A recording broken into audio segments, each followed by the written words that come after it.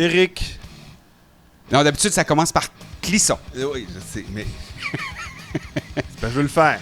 OK. Fait que je dis, Éric, fais-les pas. Je le fais. Clisson. Depuis... Petite ville de... Non. Non. Depuis le début, on parle, hey, on veut aller à Clisson.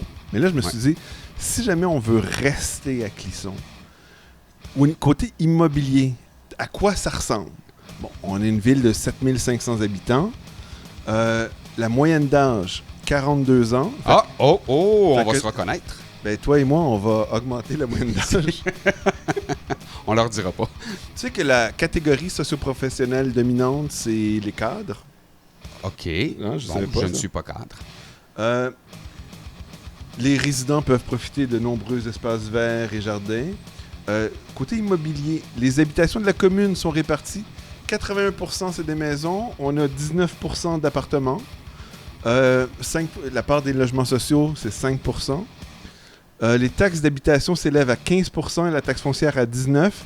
Contrairement au reste du département, la taxe d'habitation, c'est 28%, donc 13% de plus dans le reste du département. Donc, c'est un bon deal, si on veut. OK. Mais il y a une taxe d'enlèvement des ordures ménagères qui est de 8% quand même, qu'il faut prendre en considération. Mais ceci dit, si on va sur les sites immobiliers de Clisson, c'est fascinant à quel point les maisons sont abordables.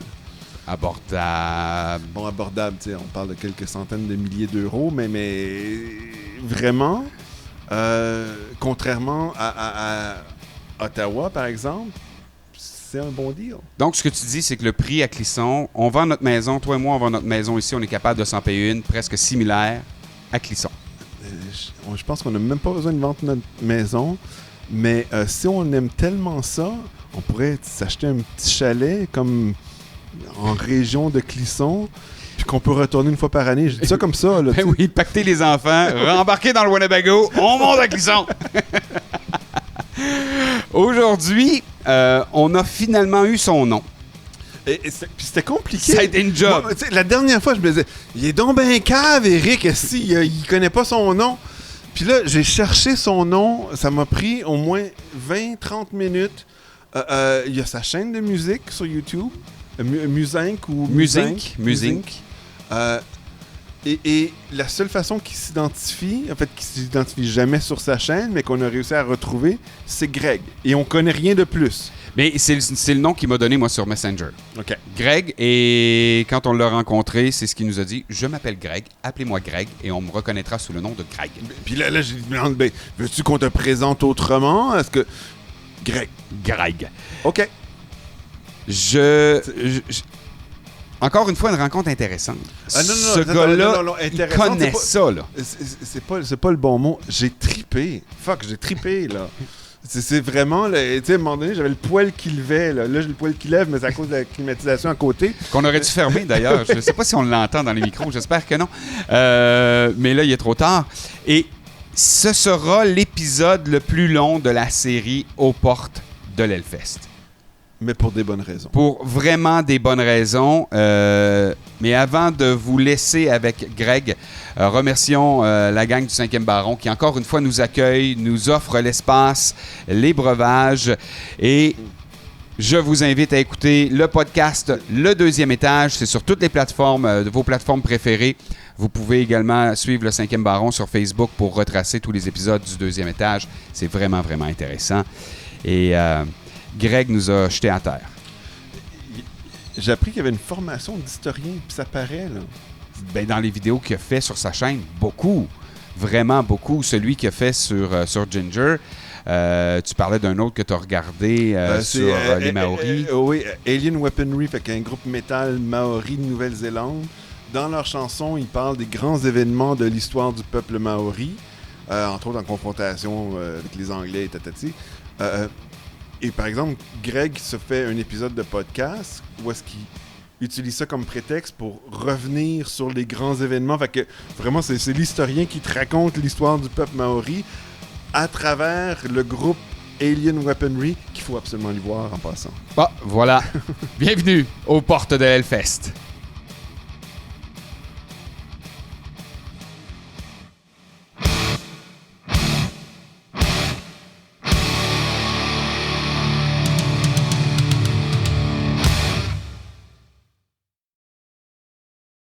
Un épisode qu'on attendait avec beaucoup, beaucoup d'impatience. Quand on a décidé d'aller faire un tour au Hellfest, évidemment, je me suis renseigné. J'ai été faire un tour sur YouTube, j'ai été faire un tour sur les podcasts. Et le premier podcast sur lequel je suis tombé, c'est celui de notre invité d'aujourd'hui. Et il faisait les Health Stats.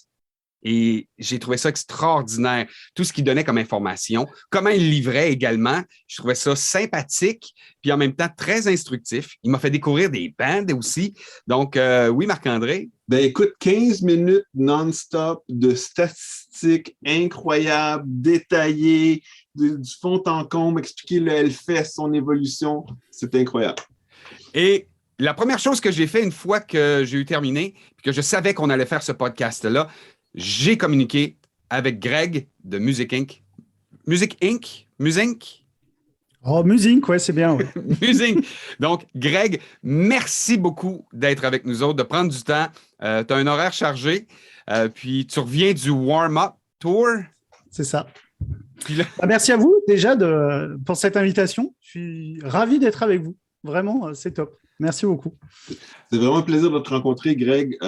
Chaque fois que je regarde tes vidéos, je suis toujours fasciné à quel point il y a de la recherche, c'est bien informé. J'apprends tout le temps plein de choses. Fait que c'est pas juste entertaining, c'est pas juste divertissant, mais c'est vraiment informatif en même temps. Peux-tu nous parler rapidement de ta chaîne pour les gens qui vont la découvrir grâce à la nôtre? Volontiers, merci. Music va bientôt fêter ses 5 ans d'existence, le 13 mai, sauf erreur. Et en fait, depuis 5 ans, je poste tous les 15 jours une vidéo. Donc, ça fait un rythme assez soutenu, parfois plus. Et des vidéos qui, comme j'aime le dire, décortiquent l'actualité rock et métal. Donc voilà, parfois ça parle d'actualité, parfois c'est des interviews de groupe, parfois c'est des reportings de concerts, de festivals. Et puis moi j'ai toujours été passionné d'histoire, donc j'aime bien fouiller un petit peu dans l'histoire des groupes, fouiller un petit peu les anecdotes, les choses un petit peu méconnues de l'histoire avec un grand H. Et voilà, j'en fais des vidéos que je partage avec une communauté qui est juste super, quoi. Voilà. Peut-être juste un exemple par rapport à ça. Moi, une des vidéos récentes que tu as postées, c'est sur Ginger, puis c'est l'histoire du groupe Ginger. Là, on se croise les doigts. Là, ils sont encore listés pour être au Hellfest, mais j'imagine que c'est vraiment pas certain, étant donné que Ginger, c'est un groupe de speed metal gent ukrainien. Mais j'ai appris énormément sur l'histoire du groupe. C'est un groupe qui est dans le Donbass, donc dans l'est de l'Ukraine. Et finalement, en regardant ta vidéo, j'ai appris sur la géopolitique locale. C'est quoi cette guerre civile dans le Donbass depuis 2014? Donc, qu'est-ce que ça signifie aujourd'hui? Et comment est-ce que les membres du groupe ont vécu ça, puis comment ça a été difficile, en particulier du fait qu'ils ont dû déménager beaucoup et finalement toujours se retrouver sur la route dans tout ça. Bref, extraordinaire. Merci pour ça. Merci. As-tu des informations à propos d'eux? As-tu entendu parler qu'ils ne seraient pas là ou... Alors, je n'ai pas d'informations officielles. Les seules choses qu'on sait aujourd'hui, c'est que Ginger a annulé tout récemment une tournée prévue en Amérique du Sud et qu'aujourd'hui, c'est toujours compliqué. Le bassiste était à un moment donné retourné en Ukraine pour s'occuper de sa famille. On ne sait pas trop ce qu'il en est. Pour en avoir discuté au warm-up justement avec un des organisateurs du Hellfest, même eux aujourd'hui n'ont pas l'information.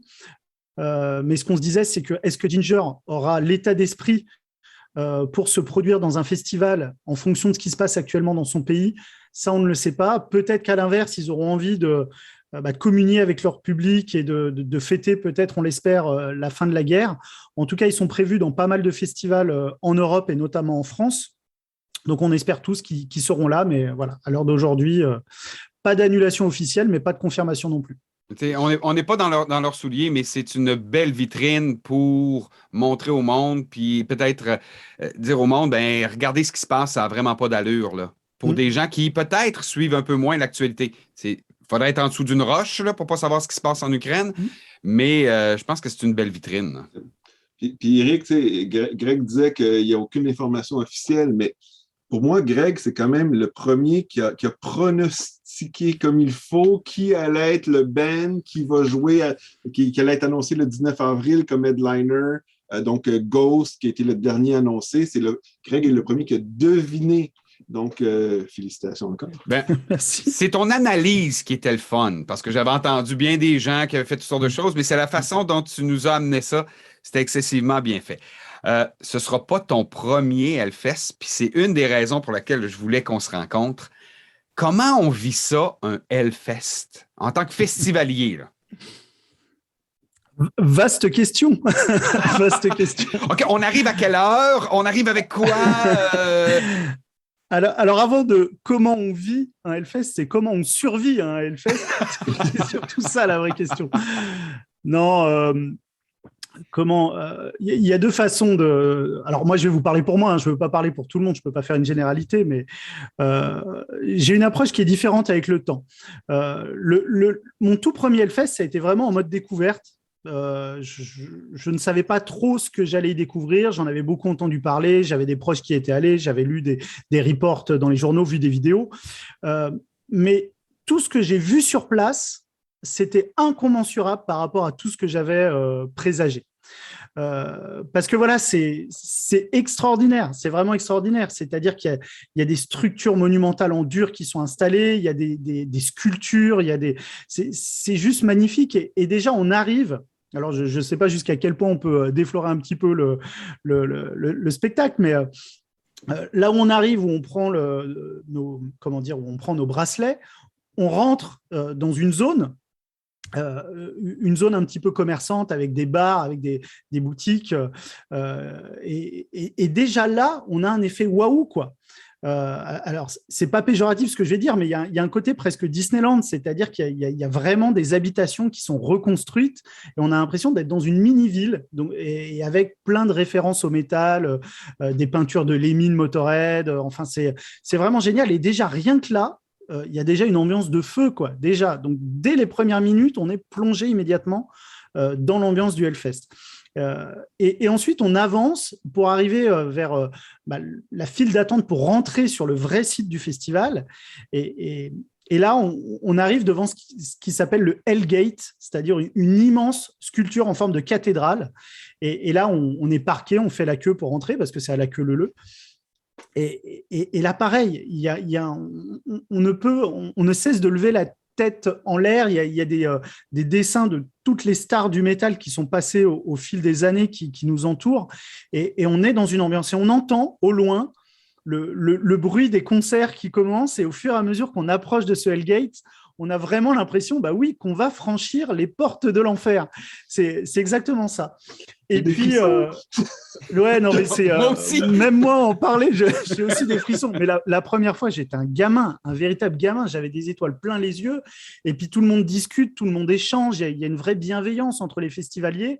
Et les gens sont déjà dans l'ambiance. Les campeurs sont déjà là depuis la veille. Ils ont déjà bien démarré un petit peu leur festival. Donc, on patiente. Ça peut parfois prendre du temps, cette entrée sur le Hellgate. Et quand on arrive, on a une espèce d'immense esplanade de verdure. Et partout où on regarde, partout à l'horizon, on voit des scènes, parce qu'il y a 5 scènes au total sur le Hellfest. Et tout au loin, on voit les 2 main stages monumentaux, avec pareil des écrans mais géants, des sculptures de partout.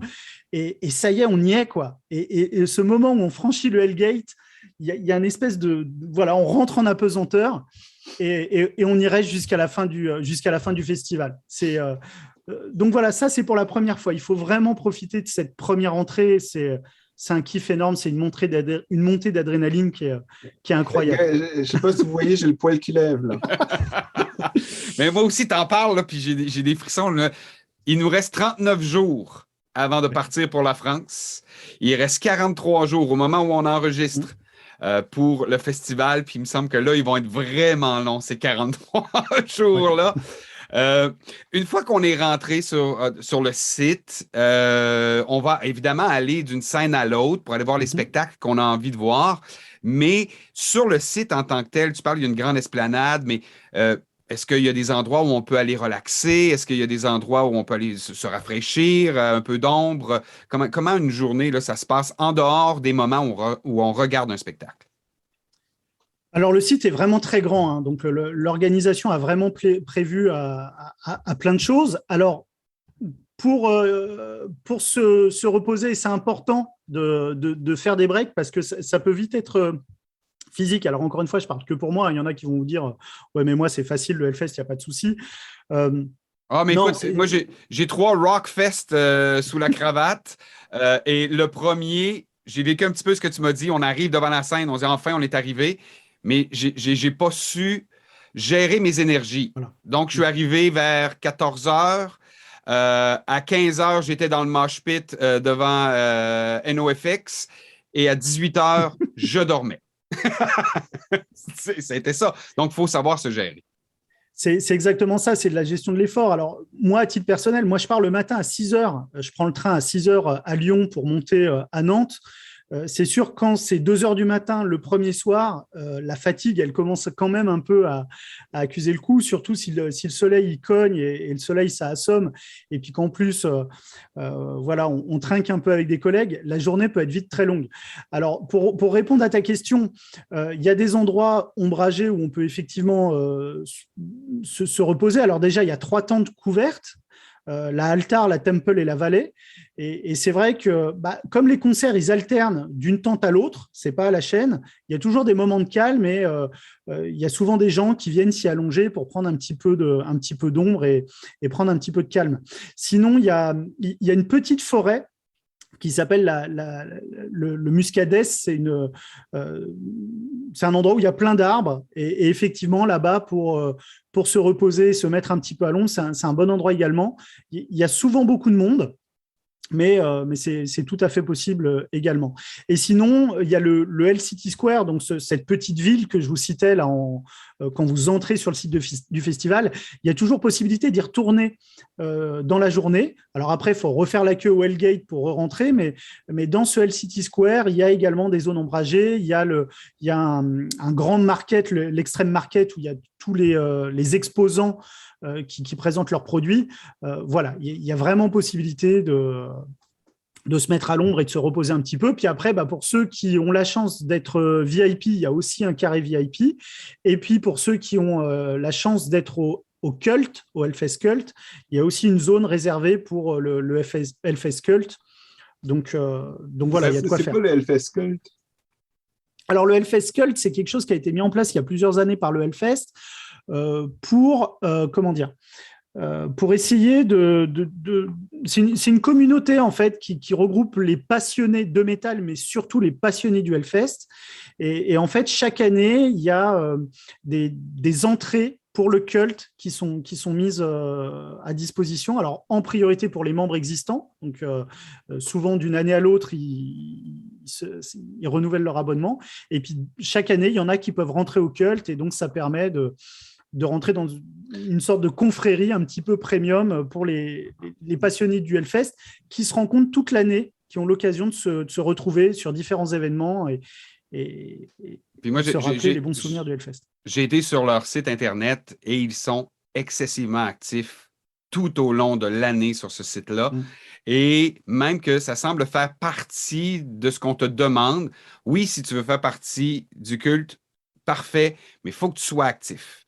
Il faut que tu saches de quoi tu parles. Et si tu es passif, tu peux te faire pacifier ailleurs.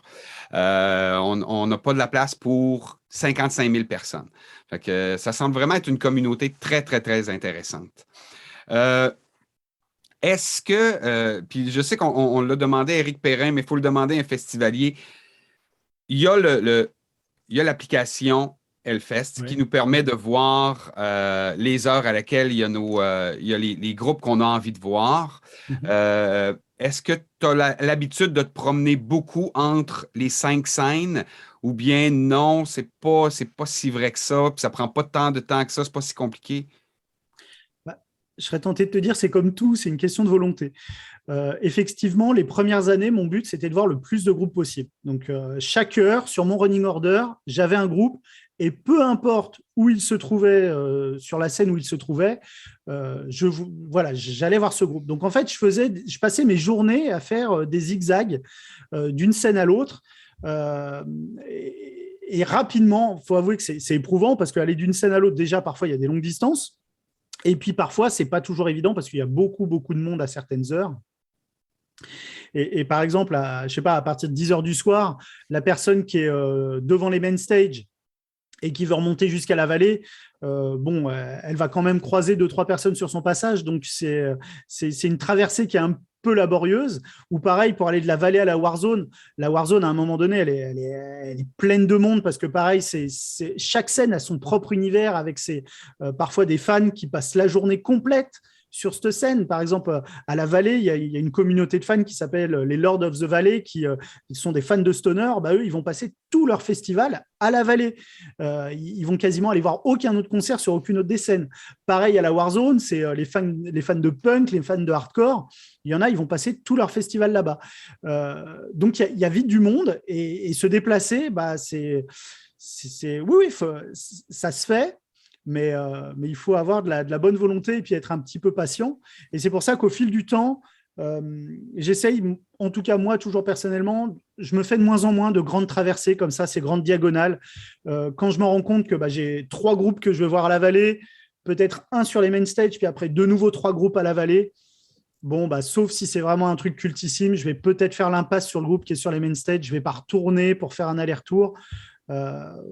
Parce que voilà, il faut aussi se ménager, mais chaque festivalier fonctionne différemment et il y en a qui changent de scène toutes les heures, hein, pourquoi pas. Mais ça, moi, je le comprends bien qu'on a chacun nos envies. On va le vivre tous un peu différemment, mais d'avoir déjà une bonne idée, là, oui, peut-être que de passer de 3 scènes pour 3 spectacles, peut-être pas la meilleure idée. C'est le fun, c'est le fun de le savoir. Puis tu nous disais tout à l'heure que tu as parlé avec des organisateurs du Hellfest. Ils attendent combien de monde au total, tu nous disais? Alors, sur les 7 jours de festival, au cumul, il y aura cette année 450 000 personnes attendues sur le site du Hellfest. Effectivement, c'était Eric Perrin qui me donnait cette info lors du warm-up. J'ai pu l'interviewer mardi dernier.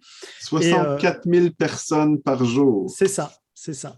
Et donc, ça en fera cette année le plus grand festival de France en termes de fréquentation. Wow, okay. C'est extraordinaire. Vraiment, là.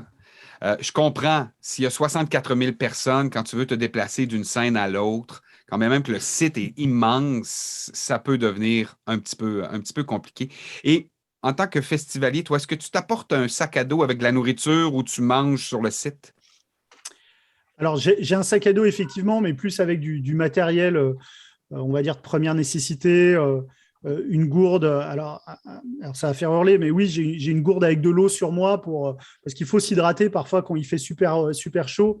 La bière, ça ne suffit pas. Donc voilà, j'ai toujours une gourde sur moi.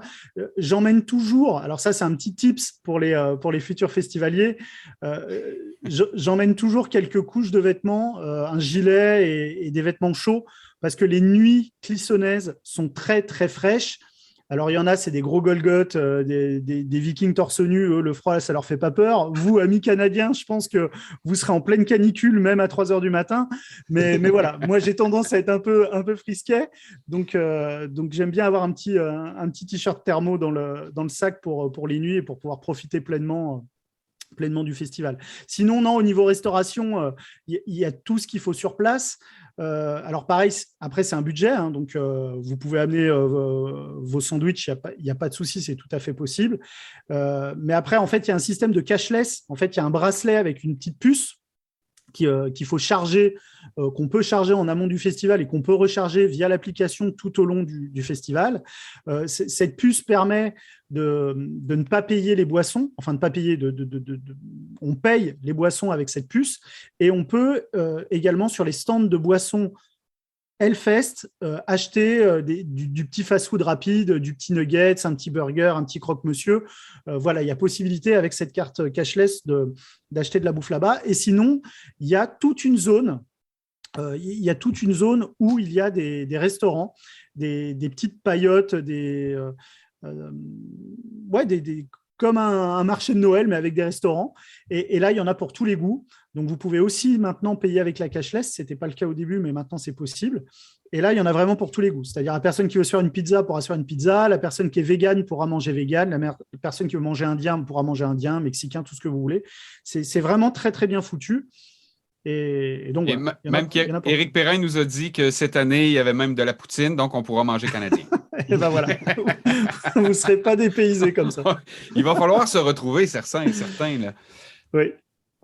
Et côté coût, là, parlant de ça, c'est à peu près le même prix au Hellfest que tu vas payer si tu étais à Lyon là, pour un repas similaire? C'est-tu plus cher? C'est sûrement pas moins cher, là, mais ça doit être à peu près le même prix. Alors, ça pareil, c'est très personnel, mais quand je pars au Hellfest, je fais pas attention à ça. C'est-à-dire, je serais incapable de vous donner le prix, le tarif moyen, autour de 10 euros, j'en sais rien, mais c'est vrai que le Hellfest, c'est le projet d'une année. En tout cas pour moi et pour mes amis, je sais que c'est comme ça. C'est un gros budget aujourd'hui pour aller au Hellfest, hein, entre le prix des places, le prix du transport, le prix du logement si on loge en dehors du festival, le merchandising, parce que pareil, aller au Hellfest, il y a tout un merchandising qui est extraordinaire. Manger, boire, enfin voilà, ça représente un vrai budget. Et ce qu'on se dit, du moins avec mes amis, c'est que si on y va là-bas, on y va sans compter, on y va pour se faire plaisir. Donc pour le repas, je ne pourrais pas vous dire si c'est cher, si c'est pas cher, j'ai aucune idée. Et là, on parlait de 450 000 personnes. 2022, le Hellfest, étant donné que c'est sur 2 week-ends, c'est beaucoup plus immense que d'habitude. Est-ce que toi, de ton côté, pour la version 2022, tu prévois faire quelque chose de différent par rapport aux habitudes ou, étant donné que tu reviens à chaque année, ou ça va être la même chose que d'habitude, mais ça va juste être plus long? Que veux-tu dire par la même chose que d'habitude? Est-ce que tu prends en considération le fait que c'est sur 2 week-ends, le fait que c'est plus long, est-ce que tu te prépares différemment cette année par rapport aux autres années? Tu vois ce que je disais tout à l'heure, sur mon running order, je fais vraiment des choix et je vais limiter mes déplacements. Parce que voilà, il faut s'économiser.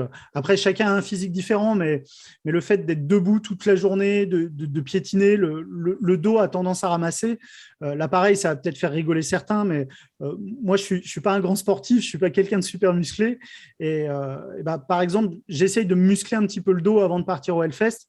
Je passe pour un vieux en disant ça, hein, mais oui, si je fais pas cette préparation physique avant, dès le premier jour, dès le deuxième jour, j'ai le dos qui est en compote et c'est compliqué. Donc là, oui, il y aura sûrement une préparation physique en amont, mais toujours dans le but de pouvoir en profiter un maximum. Et puis pareil, j'alerte, prenez des bonnes chaussures, quoi. Mais mettez pas des baskets ou des ballerines, hein, des bonnes grosses chaussures de rando, avec pourquoi pas des semelles ou pas, mais voilà, il faut être bien dans ses pompes au Hellfest. Et Éric, je suis tellement content d'avoir posé cette question-là parce qu'effectivement, je pense que physiquement, là, il nous reste 43 jours maintenant. 43 jours, 39 avant notre départ. 43 jours, je pense effectivement se mettre un petit peu à l'exercice. Là, pour faites du gainage, messieurs. Et dans ton cas, une journée typique, là, c'est une journée d'environ 10 ou 12 heures sur le site, je suppose? Ouais, au moins. Au moins, on arrive au plus tard. Alors, encore une fois, moi, je ne suis pas au camping, donc j'ai un petit peu de route pour arriver sur le site du festival. Mais on essaie d'arriver entre 11h et midi. Et on part après les derniers concerts, donc entre 1h et 2h du matin. Donc oui, ça fait des... ça fait des très longues journées. 13-14 heures sur le site. Voilà, ça fait des bonnes journées. Et là, sur 7 jours, ça va faire un bon week-end. Ouais. Ça va être extraordinaire. Bon, là, ça, c'est l'autre moment où, pour moi, qui est important.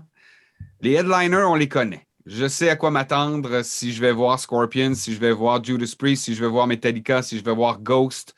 Pas de surprise. Par contre, tu es beaucoup plus connaissant que nous sur les sous-cartes ou les cartes sur l'Altar, la Temple ou bien même la Warzone. Et dans ton les L-Stats, tu m'as fait découvrir des groupes. Et là, j'ai envie de te demander, en sous-carte, quels sont peut-être des groupes coup de cœur que tu as, que tu dis, bon, ben cette année, je dois aller les voir, puis vous devriez aller les découvrir. Attention, je note. Alors, je vais essayer d'être synthétique parce qu'il y en a vraiment, vraiment, vraiment beaucoup. Je vous propose qu'on fasse journée par journée. J'essaye d'aller vite et de vous en donner 2-3 par jour sur des choses qui me sembleraient. Alors, encore une fois, c'est extrêmement personnel ce que je vais vous dire, mais je vais essayer quand même d'être tout à fait objectif. Non, par exemple, le vendredi 17, il y a Mastodon qui va passer sur le Main Stage 2. C'est un groupe qui est désormais connu, mais qu'il faut aller voir parce que voilà, c'est juste incroyable en concert et c'est un groupe qui est trop rare. Donc il faut y aller, ça me semble vraiment important. D'ailleurs, ils ont sorti un dernier album il n'y a pas longtemps. Exactement. Pour ceux qui connaissent Mastodon, ils ne se sont pas réinventés. Sont restés dans la même lignée, mais c'est excellent. Et puis, je conseillerais également Primordial sous la Temple, dans un autre style, plus proche du black, presque un petit peu doom parfois, mais voilà, ça aussi, c'est très intéressant.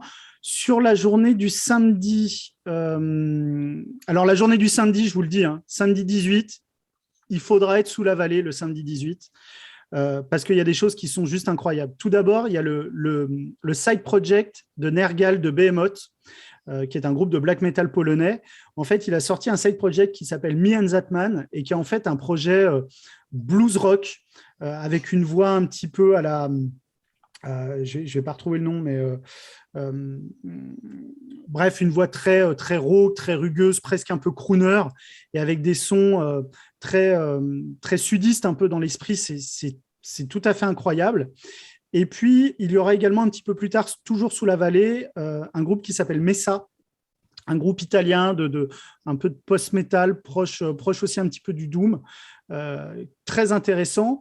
Les Japonais de Mono, qui sont un groupe de post-rock instrumental, c'est juste incroyable. C'est toujours des sensations et des émotions, les concerts de Mono. J'en ai vu plusieurs et on n'en ressort pas indifférent. Mais nous, qu'on a un autre groupe japonais qu'il faut absolument aller voir, Marc. Oui, là, c'est le dimanche, le 19. C'est Maximum The Hormone. Oui, mais moi, je suis un gros fan fini, là. Ouais. Et sur cette scène-là, Eric, c'est là qu'il y a Deadly Apples. Il y a Ginger aussi, Maximum The Hormone, Korn et Gojira.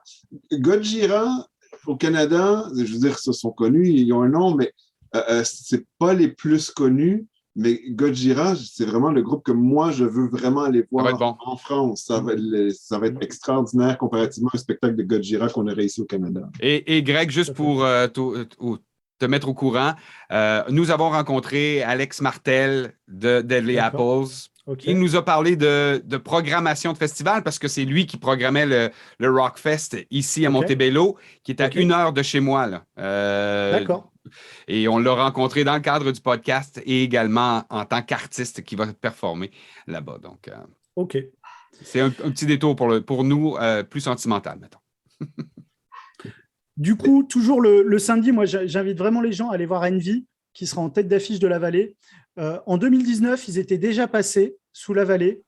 Moi, je n'étais pas allé les voir. J'avais préféré aller sur une autre scène.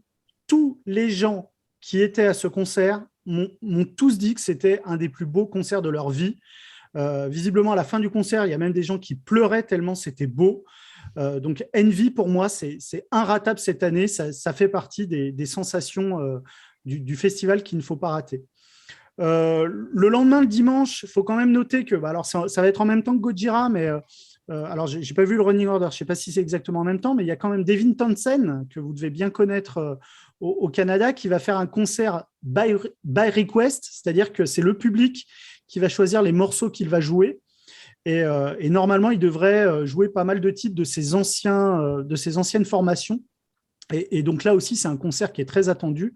Et puis moi, sinon, je vous conseille toujours le dimanche, sous la Temple, d'aller voir Alceste, qui est un groupe français de post-metal, black atmo, enfin pareil, c'est un peu borderline. C'est magique. Hellfest, c'est pareil, c'est des vraies expériences à vivre en live.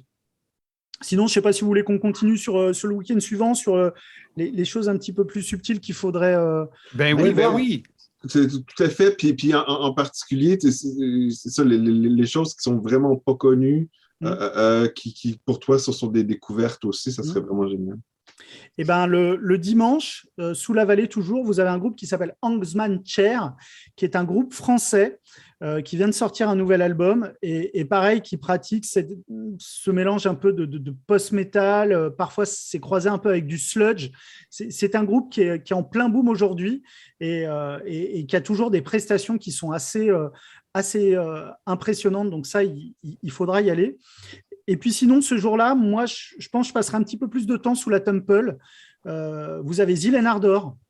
Zilen Ardor qui fait… alors, la personne à la tête de ce projet, c'est un Suisse qui pratique ce qu'il appelle du negro spiritual.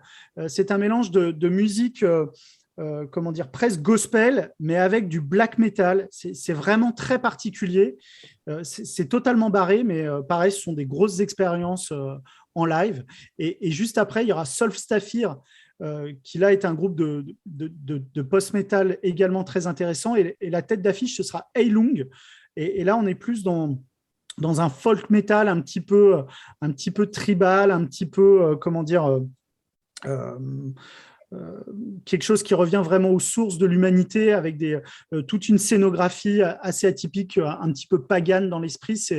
Donc voilà, le jeudi 23, il faudra passer un petit peu de temps sous la Temple. Okay.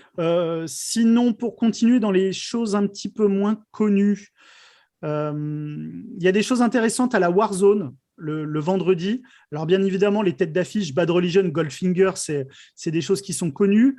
Il y a également Millencolin, qui est un groupe de skate punk suédois qu'on ne voit pas souvent et qu'il ne faudra pas rater. Et après, il y a plein de groupes français qui sont vraiment géniaux. Les Shérifs, Opium du Peuple, Pogo Car Crash Control, Dirty Fonzie. C'est des groupes qui vont mettre le feu à la Warzone. Et si vous voulez communier avec ce public de la Warzone, vraiment, cette journée du vendredi sera, selon moi, l'idéal.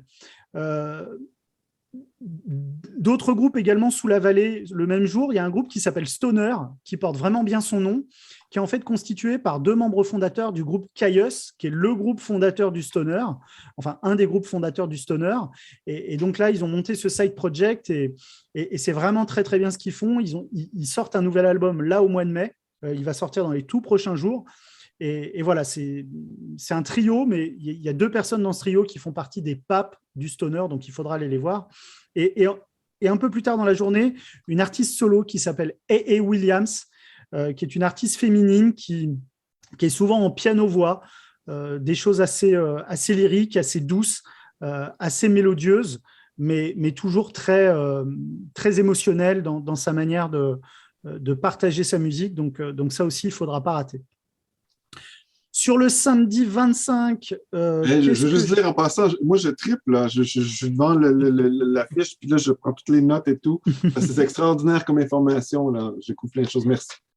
Oui, donc on est rendu le samedi 25. Oui, alors le samedi, pareil, moi ça va être un aller-retour entre la vallée et Altar, qui sont en fait des tentes qui sont l'une à côté de l'autre. Sous la vallée, il y a notamment un groupe qui s'appelle Villager of Yanonina City, qui est dans toute cette vague entre comment dire, un peu post-rock, post-metal. Il y a Slift. Donc Slift, retenez bien ce nom, c'est un groupe français de stoner space rock. C'est un groupe qui mérite d'être mondialement connu. Tellement les prestations sont folles, quoi. On a l'impression d'être dans un voyage cosmique, mais en même temps rock psychédélique. C'est vraiment fou. Je les ai vus il y a 3 semaines à Lyon. C'était absolument dingue et je sais qu'ils sont très attendus au Hellfest. Et sinon, sous la Altar, il y a 3 groupes que je veux absolument voir qui ont fait partie de de mon top album de l'année dernière, Draconian, My Dying Bride et Catatonia, qui sont des groupes de doom metal. Et pareil, à chaque fois, avec des prestations scéniques qui marquent les esprits. Et tu vois, moi, j'avais Catatonia dans ma liste de bands à aller voir. Là. Je l'avais, moi. Hey! Et je vous donne une petite info qui est tombée aujourd'hui. Donc, Draconian a une chanteuse et ils ont annoncé aujourd'hui que leur chanteuse qui était avec eux depuis un petit moment va quitter le groupe et va être remplacée par une autre chanteuse.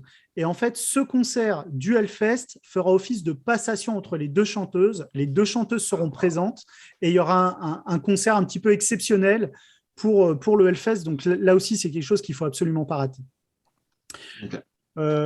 Enfin, pour le dimanche, alors, moi, si vous me cherchez le dimanche aux alentours de, allez, on va dire 15h, je serai accoudé aux barrières du Main Stage 1 pour mon groupe favori all-time, qui est Ugly Kid Joe, qui est un groupe à la croisée du thrash, qui mélange plein de styles différents. Et Ugly Kid Joe, pour moi, c'est juste le groupe qui m'a fait entrer dans le métal et qui m'a fait aimer ce genre musical. Ils étaient déjà passés en 2017. C'était absolument fou. Et là, ils seront de nouveau là. Donc voilà, Ugly Kid Joe, ne ratez pas ça. Et puis, sur le Main Stage 2, un petit peu plus tôt dans la journée, il y a un groupe qui s'appelle Alien Weaponry. J'en ai fait d'ailleurs une vidéo sur la chaîne. C'est un groupe de thrash metal, groove metal, néo-zélandais, qui s'inspire de la culture maori et qui parle notamment en maori dans ses chansons. Toutes les chansons parlent de l'histoire du peuple maori et il y a ce côté un petit peu… on a l'impression de voir les All Blacks qui jouent du métal, quoi. C'est très, très sympa. Et ils sont super jeunes, hein, ils ont 20, 22 ans. Il y a une très grosse énergie et il faudra aller les voir. Vraiment, il faudra aller les voir. Sur la vallée, il y aura de nouveau un concert d'Angsman Chair, dont je vous parlais tout à l'heure, mais ce coup-ci, ce sera un concert avec un autre groupe qui s'appelle Regarde les hommes tombés. C'est un set qu'ils ont déjà produit il y a quelques années lors d'un événement particulier. En fait, ils ont partagé la scène pour un concert unique à l'époque. Et ils vont reproduire ce concert-là le dimanche sous la vallée. Et il faudra y aller parce que là aussi, ça va être un sacré événement et c'est un des concerts qu'il ne faudra pas rater. Voilà. Et un dernier pour la route, sous la Temple, un groupe qui s'appelle Nitland, qui va démarrer la journée. Je pense que ce sera autour de midi, de 13h. Et c'est toujours dommage de voir un tel groupe aussitôt dans la journée. C'est un groupe qui vient de Sibérie et qui pratique une musique chamanique, c'est-à-dire qui s'inspire justement des esprits pour faire cette musique. Donc, c'est beaucoup de chants, du chant diphonique, un peu comme en Mongolie, les chanteurs, c'est tout avec la gorge. Et leurs instruments sont faits à base d'os, de vieux instruments de la toundra. Et pareil, là, on y va plus pour l'ambiance que pour la musique, parce que c'est vrai que sur 1h45 minutes, ça peut paraître un peu redondant, mais l'ambiance est folle et on a l'impression de participer à une transe chamanique. Donc voilà, pour moi, tout ça, c'est des petits groupes sur lesquels il faudra à minima jeter une oreille avant d'aller au Hellfest pour ne pas passer à côté de quelque chose, parce que tous les groupes que je vous ai cités, à mon avis, vous n'aurez pas l'occasion de les revoir 2 fois dans votre vie. Donc voilà. Greg, écoute, c'est un paquet de choix de bands. Il y en a un dans le tas que je connaissais. C'est quand même le fun. Ça nous donne beaucoup de destinations, beaucoup de bands à découvrir. Et ce que j'aime en plus, c'est dans ce que tu nous as offert, c'est pas toujours le même style. Par exemple, la chanteuse qui est un peu différente, du stoner, c'est différent. Puis ça, c'est le fun parce que quand on connaît pas beaucoup les styles, d'aller les découvrir, ça va être vraiment le fun. Greg, un immense merci. Moi, je me sens maintenant mieux guidé. Et OK, on s'en va vivre le Hellfest, on va essayer de survivre le Hellfest. Et là, on a eu des bonnes indications sur comment avancer pour en avoir pour notre argent, grosso modo. Donc, merci. Mais non, ce qu'il faut retenir, c'est qu'il y en a vraiment pour tous les goûts. Et il faut se laisser la possibilité de se perdre au Hellfest. C'est-à-dire qu'une erreur que j'ai eu fait les premières années, c'est d'avoir un parcours tout tracé, une feuille de route très chartée et de ne pas vouloir en déroger. Et Et en fait, il faut se laisser porter. Il faut se laisser porter par une discussion avec un autre festivalier qui va dire « Ah putain, ça c'est génial. Ah bon, bon, ok, allez voir. » Il faut se laisser porter par vous passez devant une tente, vous entendez un truc, même si ça ne vous parle pas, arrêtez-vous, regardez. Moi, j'ai fait des découvertes incroyables sur des choses. Si je ne m'étais pas perdu au Hellfest, j'aurais jamais découvert. Et même des trucs sur des styles que j'affectionne pas forcément. Par exemple, moi, je suis pas un très grand fan de black metal ou de death metal à la base. Et pourtant, il y a des trucs, j'y suis allé en me disant, tiens, un autre festivalier m'a dit que c'était cool. Et effectivement, j'ai passé des bons moments. Donc voilà, moi, le conseil que je peux donner, c'est laissez-vous la possibilité de vous perdre au Hellfest. Moi, il y a une phrase que tu n'as pas dit, mais c'est comme ça que je l'ai compris également. C'est de ne pas tenter de tout voir et de ne pas s'en faire si on n'a pas tout vu ce qu'on pensait peut-être voir parce qu'on a fait des découvertes. Donc, il ne faut pas s'en faire. Parce que c'est impossible de tout voir ce qu'il va en avoir de toute façon. De toute façon, c'est techniquement impossible. Moi, les grosses années, je faisais 10 groupes par jour. Faites le calcul, sur un week-end de 3 jours, ça fait beaucoup. Là, sur 7 jours, à un moment donné, il y a trop d'infos après pour le cerveau. À un moment donné, il faut savourer un peu le moment aussi. Il ne faut pas être dans une espèce de compétition et il faut vivre l'instant. Et puis, il faut que ça reste un moment de partage. Ça, c'est vraiment important. Moi, ce que j'apprécie au Hellfest, c'est que vous pouvez discuter avec n'importe qui, de n'importe quoi. Personne ne sera dans le jugement et tout le monde sera vraiment bienveillant. Alors, il ne faut pas tomber dans les extrêmes. Comment dire, la fameuse phrase « le métal est une grande famille ». Oui, il y a des brebis galeuses comme partout, mais globalement, moi, toutes les rencontres que j'ai faites au Hellfest ont toujours été bienveillantes, ont toujours été passionnantes. Et donc voilà, il faut aller au-devant des gens, discuter, échanger, et c'est top. Et il y a toujours... Le retour du Hellfest est toujours compliqué. Moi, je me rappelle, alors là, je vais avoir une phrase de vieux, mais quand j'étais plus jeune, je me rappelle des voyages que j'ai eu faits dans des clubs de vacances ou des trucs comme ça. Quand vous rentrez, vous avez du mal à retomber sur terre, vous avez du mal à vous reconnecter au quotidien. Le Hellfest, c'est ça. Moi, chaque année, il me faut une semaine pour me dire c'est fini. Il faut une semaine pour me dire waouh, qu'est-ce qui s'est passé? Et puis tout de suite, dès la fin de la première semaine, on n'a qu'une envie, c'est y retourner parce que voilà, ça rend accro. Ça rend accro. Les blues, moi j'ai été à Disney à quelques reprises, puis on a les blues quand on part de Disney parce que notre cerveau, tous nos sens sont stimulés à puissance 1000. Et là, quand tu pars, c'est au contraire, tous tes sens, tout tombe à zéro. Fait que moi, c'est l'impression que j'ai une fois qu'on part de là aussi. Là. Mais heureusement, pour rester dans le bain, on va pouvoir te suivre sur ta chaîne Muzinc et pour justement avoir à petite dose encore en attendant le prochain Hellfest. C'est ça, c'est ça. Merci beaucoup, Greg. Et je garde ton numéro de téléphone et on se voit au Hellfest volontiers. En personne. Pour manger une petite poutine, volontiers. Avec grand plaisir. Si c'est pour ça, c'est une date. Bon, merci en tout cas à vous pour cette invitation. C'était vraiment un temps d'échange vraiment très sympa. Et moi aussi, j'espère qu'on aura l'occasion de se croiser sur place. Ça a été très intéressant. Oui. Au revoir, Greg. Merci à vous. On vient de passer presque 40 minutes de bonheur. De bonheur, c'est le bon mot. Hein. Personnellement, de bonheur. Tu sais, Greg, c'est quelqu'un qui apporte de la joie dans nos vies. T'sais. Et surtout, je trouve qu'il vulgarise bien. Il nous a rendu ça simple. Et surtout, il m'a donné le goût d'aller découvrir les bandes avant d'aller les découvrir sur le Hellfest. Puis j'ai beaucoup apprécié un petit peu sa perspective de ses premières fois au Hellfest, puis juste comme un fan qui rentre, qu'est-ce que ça signifie. Puis là, pour la première fois, là je te dis, là, je le réalise, là, on s'est embarqué dans une affaire de fou, mais là, je suis super excité. Mais en même temps, oui, c'est fou, mais il m'a rassuré avec quelque chose qui me faisait peur. Parce qu'on veut aller voir plein de bandes et on va en parler à partir du prochain épisode. Donc, dans les 2 prochains épisodes, c'est les 2 fins de semaine. On va parler des bandes qu'on a envie de voir. Puis, je me dis, Colin, si j'en manque, ce serait bien plate. Mais il faut faire la paix avec ça. Et grâce à cette rencontre-là, je pense que je serai en paix si je ne vois pas 1 ou 2 bands.